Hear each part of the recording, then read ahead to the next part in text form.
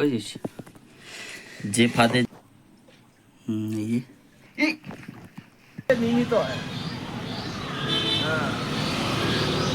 তো মাছ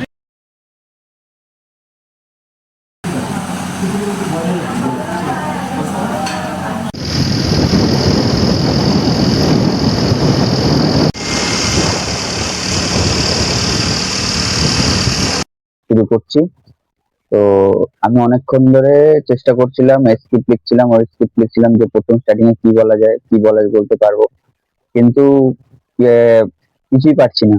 ঠিক আছে, এবার আশা করি এটা মনে হয় আমার দ্বারা হবে না, কারণ আমি চাই, আমি যেটা লিখে দেখে করতে চাই সেটা হচ্ছে না, কারণ আমাকে জেনারেলি তোমাদের সাথে কানেক্ট হতে হবে, তাহলে আমি করতে পারবো।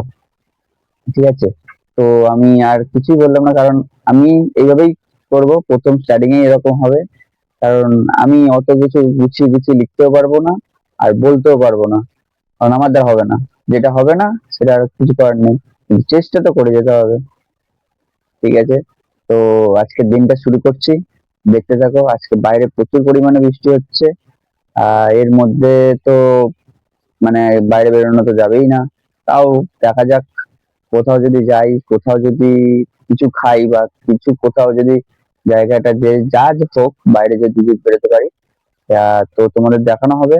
তো তোমরা পুরো ভিডিওটা দেখো, সারাদিন কোথায় যাচ্ছি, কোথায় কি খাচ্ছি, আর কোথায় যাচ্ছি। ঠিক আছে, তো দেখতে থাকো, সাথে থাকো, আর সাবস্ক্রাইব করে দিও, লাইক করে দিও, কমেন্টে জানিও যে কেমন হলো ভিডিওটা। তো দেখতে থাকো। তো জানলার সামনে চলে এসেছি, এই জায়গাটা আমার খুব ভালো লাগে। ঠিক আছে, আমাদের ঘরের এই জায়গাটা খুব ভালো লাগে আমার, কারণ তোমরা দেখো কেন ভালো লাগে। দেখো, ওই যে আমার বাইক, আমার আগে, এটা আমার বাইক, আমার মানে বলতে পারো আমার একটা সবথেকে কাছের সম্পদ। যাদের বাইক আছে তাদের কাছে সত্যিকারে, তাদের একটা মনে হয় তার ভাই, ব্রাদার বলতে পারো তাদের। বাইক হলো একটা ইমোশনাল জিনিস। ঠিক আছে, আচ্ছা, যেটা দেখালে, দেখো বৃষ্টি পড়ছে, প্রচুর পরিমাণে বৃষ্টি পড়ছে। আজকে সারাদিন ওয়েদারটা এরকমই থাকবে, বুঝতে পারছো? আশেপাশে পুরো বৃষ্টিতে একদম জলে, এই রাস্তাটা পুরো জল হয়ে যায়, এই রাস্তাটা পুরো জল হয়ে যায়, আর ঘরে আমাদের জল ঢুকে যায়। ঠিক আছে, তো তোমাদের একটা জিনিস দেখাতে চাই, দেখো,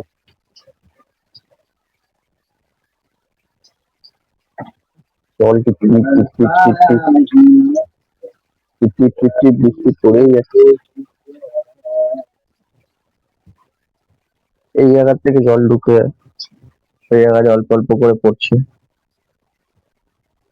এই জায়গায় টিপটিপ টিপটিপ বৃষ্টি পড়ে, এই রান্নাটা খুবই কষ্ট হয়ে যায়। আর এই দেখো জল ঢুকে গেছে আস্তে আস্তে, পুরো জায়গা, ওই জায়গা থেকে নিচ থেকে জল ঢুকে যায় পুরোটা। আর এসব জায়গা তো দেখছি ইট ফিট দেওয়া আছে, কারণ এই জায়গাটা জল এত পরিমাণে হয়ে যায়, ইট দিতে হয়, এই এত অব্দি ইট হয়ে এত অব্দি জল হয়ে যায়। তো এইভাবেই আছি, আর এইভাবেই থাকছি। তাও যত কষ্ট হোক, সবসময় হাসি মনে থাকতে হয়, তাই না? হাসিতে থাকলেই কিছু ভালো হয়। ঠিক আছে, চলো। বন্ধুরা, এখন আমরা ঘরের মধ্যে জল ছেড়ে দিয়েছি। দেখো অ্যাকোরিয়ামটা কেমন দেখতে, ঘরের মধ্যে জল। দেখো অ্যাকোরিয়ামটা দেখতে কেমন, ও হেভি লাগছে না? ওই যে এই জায়গাটা একটা কাজ করি, এই জায়গাটা গোল করে এখন ইট দিয়ে দিই, ইট দিয়ে মাঝখানে মাছ দিয়ে দিই, তাহলে হেভি লাগবে না?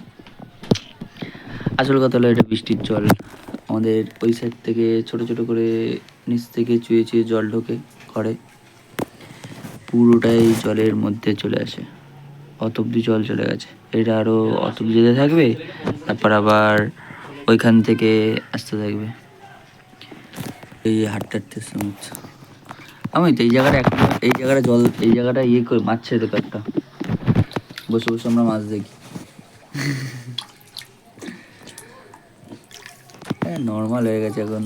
এই এটা একটু এক ইটের এইটার অত অব্দি হয়েছে, যারা নতুন আসবে তারা নতুন দেখে এটা এটা অত অব্দি ইট হয়েছে, কিন্তু এই ইটটা পুরো হয়েছে, এটা 2 থেকে 3টে ইট দিতে হয় এই জায়গাটা। আর মাছ, বড় বড় মাছ, ধরো আর খাও, ধরো আর খাও। তো চলো দেখতে থাকো। বুঝছিস, যে ফাঁদে যে মানে ফাঁদ সাজায় সেই কিন্তু সেই ফাঁসে, জানিস। তো এখন এখানে সুন্দরভাবে ইয়ে করেছি, মানে একটা পুকুর টাইপের করে দিয়েছি, ঘরের মধ্যে জল ঢুকেছে, তো এটা করেছি। আর এই ফাঁদে তুই পা দিবি। এই যে নিয়ে অ্যাকোয়ারিয়ামের মাছটা, এই যে মাছ দেখতেই পাচ্ছ, এই যে এবার এটা এই মাছ এখানে ছাড়বো, দেখা যাক। থাকে না বেরিয়ে যায়। Plan is successful.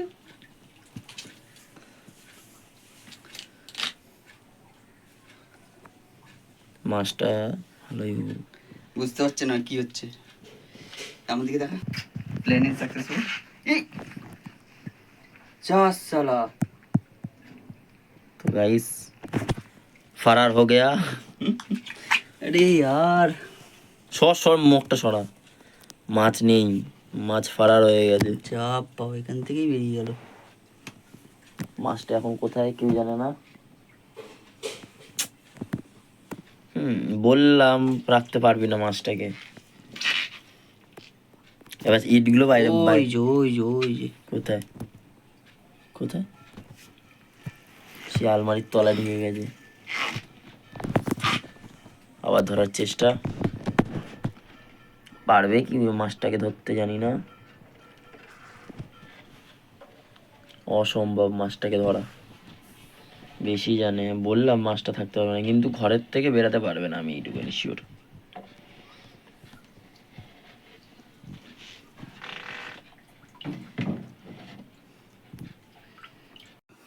আজকের দিনটা শুরু হলো বৃষ্টির মধ্যে। বৃষ্টির কারণে রাস্তায় তখন অনেক জল জমে গেছে, তবুও বাইক নিয়ে বেরিয়ে পড়লাম। রাস্তার অবস্থা খুব একটা ভালো ছিল না, কোথাও জল, কোথাও ভাঙাচোরা রাস্তা। এখানে মানে থাকাটা খুবই অসুবিধা হয়ে যায়। বাইকটা সবসময় বাইরেই রাখি, বাড়ির ভেতরে ঢোকাতে পারি না, কারণ বাড়ির ভেতরে অনেকটা জল জমে যায়। তো এভাবেই থাকতে হবে। এরপর অমিতকে টাটা দিয়ে বেরোচ্ছি, চলো যাওয়া যাক।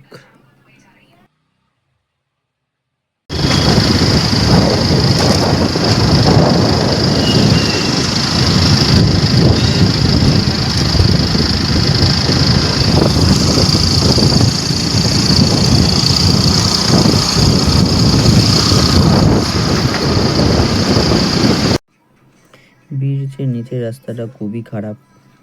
এই জায়গা থেকে তোমরা অবশ্যই গেছো হয়তো। তো এই জায়গাটার রাস্তাটা খুবই খারাপ, দেখতেই পারছো।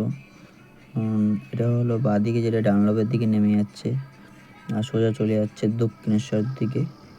তো রাস্তাটা তারপরে আসলো ভালো রাস্তাটা। এই রাস্তায় চারপাশের পরিবেশটা বেশ কঠিনই লাগছিল।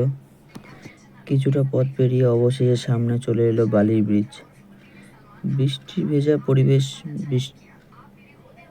ব্রিজটা দেখতে সত্যি দারুণ লাগছিল। চারপাশের পরিবেশের দৃশ্যটা এত সুন্দর ছিল যে কিছুক্ষণ তাকিয়ে থাকতে করছিল।